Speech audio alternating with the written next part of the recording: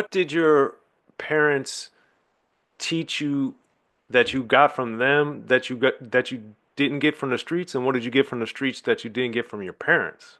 Well, my dad always taught me, my mom was pushing college heavy. Like, you got to go to college, got to go to college, got to go to college. And school was never really my thing. It wasn't that wasn't smart, but just my discipline wasn't there. I just was busy in the mind. I just was dirt bikes and used to catch lizards and just, it was all kind of other shit that was more interesting to me than sitting in these classes.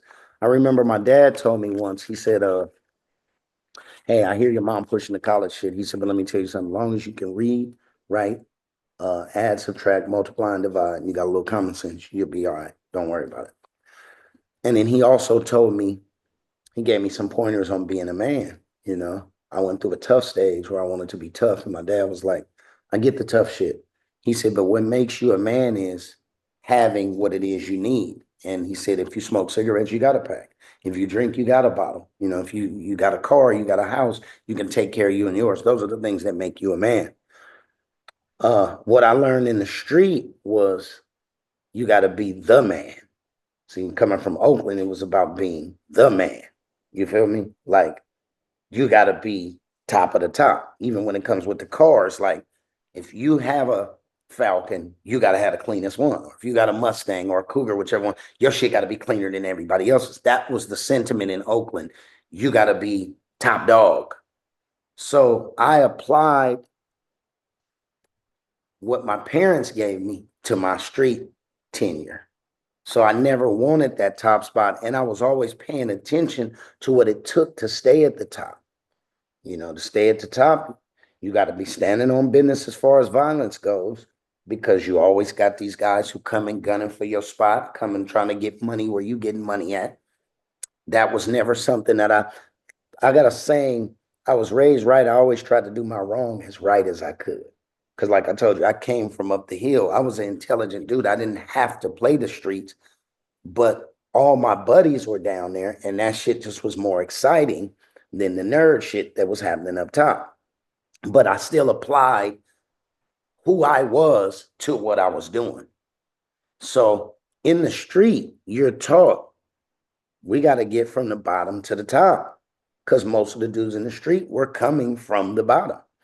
I got a buddy of mine named Bill Haney. He's the father of a boxing champ, Devin Haney. And Bill, he said something to me that was really funny. He said, the funny thing about you, Rich, is the goal has always been for somebody from the flatlands to make it up the hill, to buy mom a house on the hill. He said, but you were aspiring to come from the hill down to the flatlands. And really, that's what I was trying to do. There was a part of me that just wanted to fit in with these guys, And my mom used to tell me all the time, she said, you think you're like these people that you're running with, but you're not. And I used to be like, no, mom, you got it fucked up. I wasn't cussing them, but I was like, no, this is what it is. And it took me all this time to realize what she was telling me was absolutely right. But the illusion of the street, the allure was it was just exciting, bro. Especially in Oakland in that time in the early 80s. The cars, the girls, the motorcycles, just the lifestyle. It was it was something to desire, and everybody in the city was desiring it. But once I start seeing, I lost one of my buddies at an early age. My buddy Willie Wright, my best friend, the one who brought me down to the flatlands, he got killed in front of me when he was 17. That was a pivotal point in my positioning myself here, because I watched a lot of the tough guys, end up dead. I watched a lot of the top dogs in the dope game end up in prison. I paid attention to all of that. So I said, I'm going to reach, but I ain't going to reach too motherfucking far. You feel me? Yeah, I'm going to reach. I'm going to still reach, but I just don't need all of it. I just take some of it. And that's just kind of the way I played the street. Hmm. I played the music the same way. I had action at being the top dog. I had action at if I would have went at it that way, I believe I'm just as good as anybody who's ever done it. You know what I mean? But that there was, I kind of had a moral compass that I didn't install in me. I just believe it's the people who raised me and just the universe. The way what I was destined to do was exactly what I'm doing. And I went the long route. I didn't get as rich as some of the guys. I didn't sell as many records as some of the guys. But in hindsight, life was always good though. You know what I mean? I did what I needed to do. I maintained that look of being that dude, even though it wasn't the top dude, but still being one of those dudes, and then lasting as long as I have. You know what I mean? So I'm glad I played it the way I played it, because I lost a lot of people along the way, Soren. A lot of people playing that game, gunning for that top spot. No, I mean, not knowing all your friends personally by any means, but I know a lot of things about the Bay Area situation. So I mean, Right, I know of what you speak.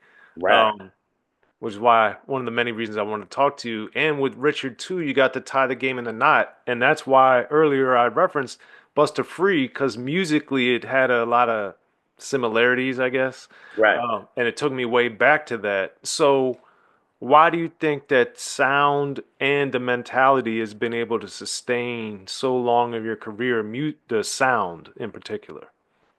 I had this talk with a couple people. Um,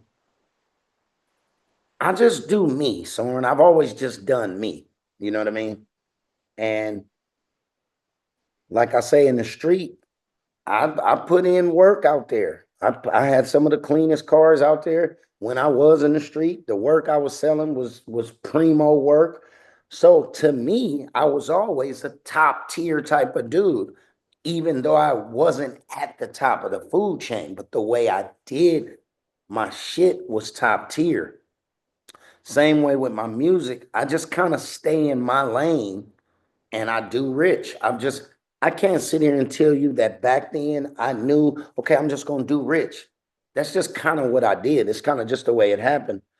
And now, if you think about it, Def Jam was 96. You're talking Buster Free. That was prior to that. That was probably 92, 93.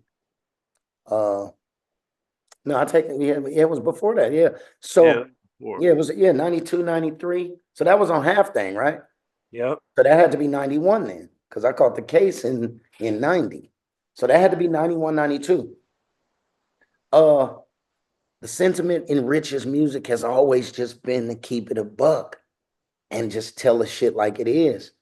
And not to I don't chase trends, and I set trends.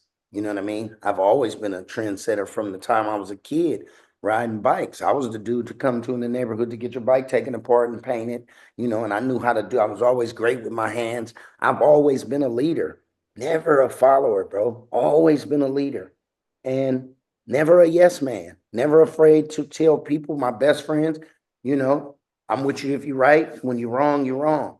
I've always been that guy. Won a lot of favor for that and lost a lot of favor for that. But it never changed the way I played that. I get that from my mom. My mom has always been a steadfast, she's just kind of even keel type of woman, you know. Rest in peace. She passed away in 13, but I remember her telling me, my job is to tell you right from wrong. What you choose to do with that is going to be on you. She said, but if I know you, Richard, when the opportunity presents itself, the time presents itself, you're going to do the right thing. So I was just blessed to be raised by some good people. And I don't know, man. Now you look at Oakland, we went through phases in music. I came up behind Too Short, and Oakland did a phase where they went, the hyphy movement came or whatever that was. And I never, I didn't know that Oakland, so I didn't participate. You know what I Right. mean? And music has changed a lot of since I first started, but I've stayed the same. And I had a saying. I said, when people used to be like, well, man, why you ain't making no music no more? I was like, right now they selling pizza and I sell chicken. I said, but when they get back to chicken, I'm gonna have some chicken for them, and that it's coming back to chicken now. And I'm glad it's coming back to chicken because that's all I got. Like I'm not a restaurant that's my mom used to say, she used to talk about one of my uncles. She said, he's a jack of all trades and a master of none. And that shit kind of stuck with me. She said, if you're gonna do anything, do it well. She said, don't do a bunch of shit half-ass. Focus on one thing and learn to do it well. And that's kind of how I've always been. I don't lane switch. I don't, if I delve into something, I figure it all the way out from top to bottom. And once I know the ins, the outs, and all that, then I'll speak on it. All my information on every record that I've ever written is vetted information that I did. I have never spoke on nothing that I haven't done. I have never lied in a rap. I lied one time.